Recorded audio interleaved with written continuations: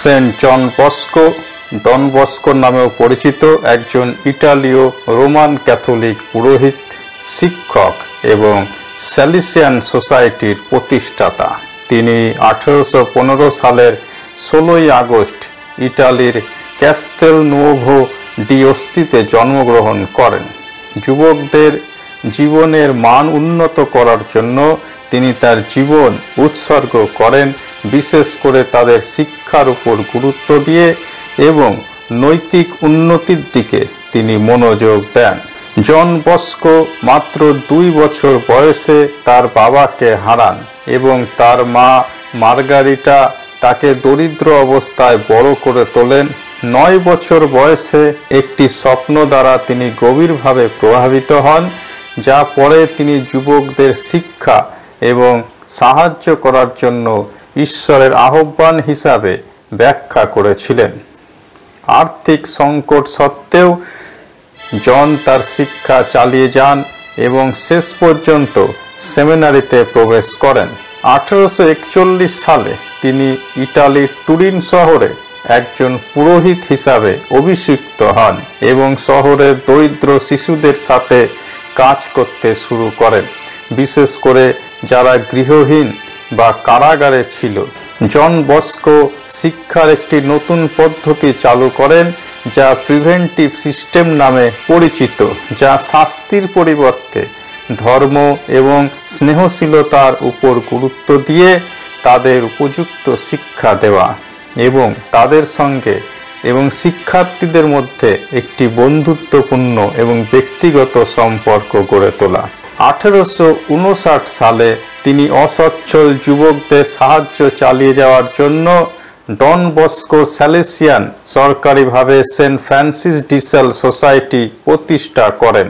এই সংস্থা দ্রুত প্রসারিত হয় এবং শিক্ষা, বৃত্তিমূলক প্রশিক্ষণ এবং ধর্মপ্রচারমূলক কাজে মনোনিবেশ করে। 1872 সালে Don Bosco founded the Daughters of Mary Help of Christians with Saint Maria Mazzarello in 1872. তার লক্ষ্য ছিল এডুকেটিং গার্লস। ডন বস্কোর কাজ ইউরোপ এবং এর বাইরেও প্রসারিত হয়। স্যালিসিয়ানরা সারা বিশ্বে স্কুল, বৃত্তিমূলক প্রশিক্ষণ কেন্দ্র এবং অনাথ আশ্রম প্রতিষ্ঠা করেন। তিনি একজন দক্ষ লেখক ছিলেন। বহু বই, পুস্তিকা এবং শিক্ষামূলক উপকরণ তিনি তৈরি করেছিলেন। সেন্ট জন বস্কোকে 1929 সালে পোপ পিয়াস একাদশ দ্বারা বিউটিফাইড করা হয় এবং 1934 সালে তাকে একজন সাধু হিসাবে ক্যানোনাইজ করা হয়। তার উৎসবের দিনটি হল 31 জানুয়ারি। 1846 সালে ডন বস্কো তুরিনের ভলদক্কোতে সেন্ট ফ্রান্সিস ডি সেলসের প্রতিষ্ঠা করেন। এটি শুধু একটি স্কুল ছিল না, দরিদ্র ও অবহেলিত ছেলেদের জন্য একটি বাড়ি, একটি গির্জা এবং একটি খেলার মাঠ ছিল। এখানে শিক্ষা, আধ্যাত্মিক দিক নির্দেশনা এবং বৃত্তিমূলক প্রশিক্ষণ প্রদান করা হতো, যা তরুণদের বিকাশের জন্য একটি সহায়ক পরিবেশ তৈরি করেছিল। সেন্ট জন বস্কো তার জীবনে অনেক অলৌকিক কাজ করেছিলেন। তিনি অনেক ভবিষ্যৎবাণীমূলক স্বপ্ন দেখেছিলেন, যা তিনি প্রায় তার ছেলেদের সঙ্গে শেয়ার করতেন। তার জীবন দশায় অনেক অলৌকিক ঘটনা তাকে ঘিরে ছিল, যেমন রোগ নিরাময় এবং এমন ঘটনাগুলি যেখানে তার অনাথদের জন্য পর্যাপ্ত খাবার বা সম্পদ না থাকা সত্ত্বেও অলৌকিকভাবে সেগুলি বৃদ্ধি পেয়েছিল। যুবকদের সাহায্য করার জন্য তিনি জীবন উৎসর্গ করেছিলেন।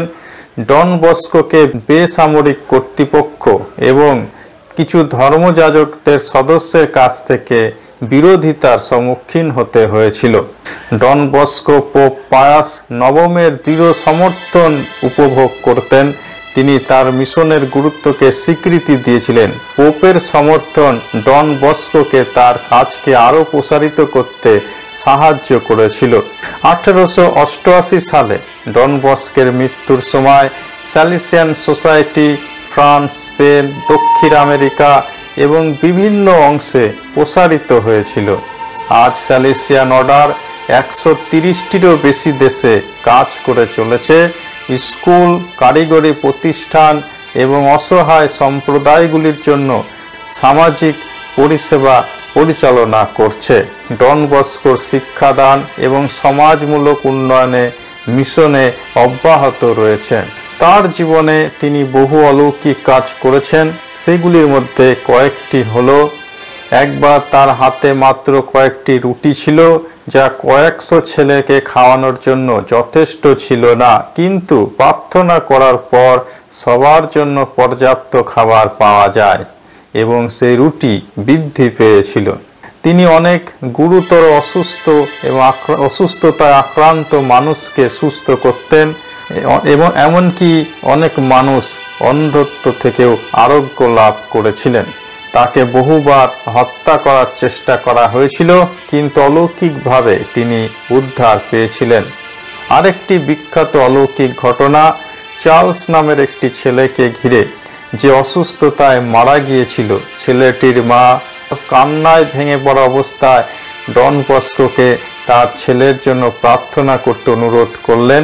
মায়ের বিশ্বাসে অনুপ্রাণিত হয়ে ডন বস্কো ছেলেটির উপর প্রার্থনা করলেন এবং সেই ছেলেটি অলৌকিকভাবে জীবিত হয়ে উঠেছিল।